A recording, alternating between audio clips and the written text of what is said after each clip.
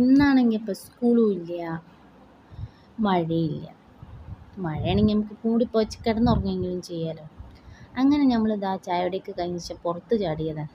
അപ്പോൾ ഇതാ വരുന്നു നമ്മളെ ജാസി. അപ്പോൾ അവനെയും കൂട്ടി നമ്മളെന്ത് ചെയ്യുക, ഒളിച്ചുകളി കളിക്കുകയാണ് കേട്ടോ. അങ്ങനെ ഐശ്വര്യമായിട്ട് നറുക്ക് വീണത് നമ്മുടെ അബിക്കാണ് കേട്ടോ. അങ്ങനെ അബി എണ്ണി തുടങ്ങി കേട്ടോ.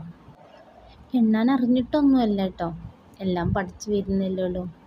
അങ്ങനെ അവരൊക്കെ ഒളിച്ചിരിക്കുകയാണ്. ഒളിച്ചിരുന്ന സ്ഥലത്ത് നിന്ന് അവരൊക്കെ തേടി പിടിക്കാനുള്ള ശ്രമത്തിലാണ് അബി.